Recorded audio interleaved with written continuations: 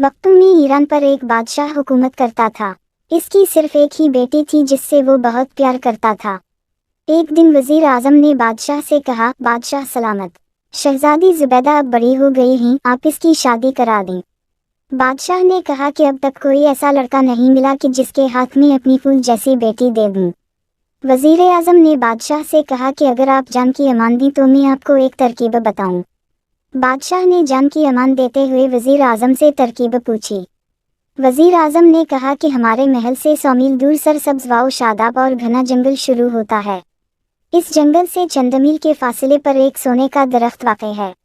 आप शाही फरमान जारी कर दी कि जो नौजवान इस दरख्त से टहनी तोड़कर लाएगा, इसकी शादी शहजादी जुबैदा से कर दी जाएगी।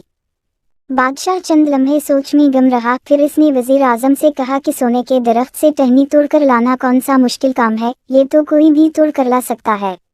वजीर आजम ने बादशाह को बताया कि वो जंगल कोई आम जंगल नहीं है। इस जंगल में जो कोई भी जाता है वापस लौट कर नहीं आता, क्योंकि वो जादुई जंगल है। जो भी वहाँ जाता है, जाते वक्त तो आसानी से जाता है, मगर आते वक्त से ये नहीं समझ में आता कि वो उसी रास्ते से आया था कि नहीं, क्योंकि वापसी के वक्त रास्ते तब्दील हो जाते हैं, जिसकी वजह से वो अपनी राह से भटक जाते हैं और भूख प्यास से एलियन रगड़ कर मर जाते हैं।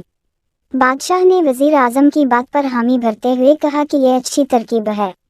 बादशाह ने शाही फरमान जारी कर दिया कि जो नौजवान सोने के दरख्त से टहनी तोड़कर मुझे देगा, इसकी शहजादी जुबैदा से शादी कर दी जाएगी।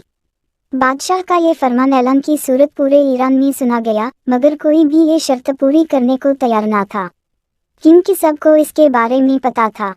ईरान के एक मोहल्ले में एक बूढ़ी औरत भी रहती थी जो बहुत गरीब थी। इसका एक ही बेटा था जो जंगल से लकड़ियों वगैरह काटता और इन्हीं बेचकर गुजर बसर करता। इस बूढ़ी औरत के बेटे ने जब शाही फरमान सुना तो इसने बादशाह की शर्त पर अमल करने की ठानी। इसने वालिदा से इजाज़त ली और खाने पीने का कुछ सामान एक थैले में डालकर शर्त पूरी करने के लिए रवाना हो गया।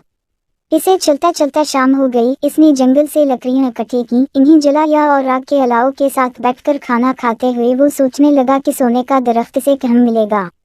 सुबह हुई तो इसने अपना सफ़र दोबारा शुरू किया। कई दिन सफ़र करने के बाद जब जंगल ख़त्म हुआ तो इसे एक पहाड़ नज़र आया। वो इसके ऊपर चढ़ गया। इसने पहाड़ से देखा कि कुछ फासले पर एक खूबसूरत दरख्त नज़र आ रहा है। इसने सोचा कि शायद यही वो दरख्त है। चुनाचे वो पहाड़ से उतरा और आगे चल दिया। सोने के दरख्त के पास पहुंचकर इसने एक टहनी काटी और वापसी के लिए रवाना हो गया। वापस जाते हुए वो किया देखता है कि रास्ते ही नहीं हैं। वो लड़का बहुत होशियार था। इसने आते वक्त हर दरख्त पर पत्थर से निशान लगाए थे और इस दरख्त को देखते हुए वापस आने में कामयाब हो गया।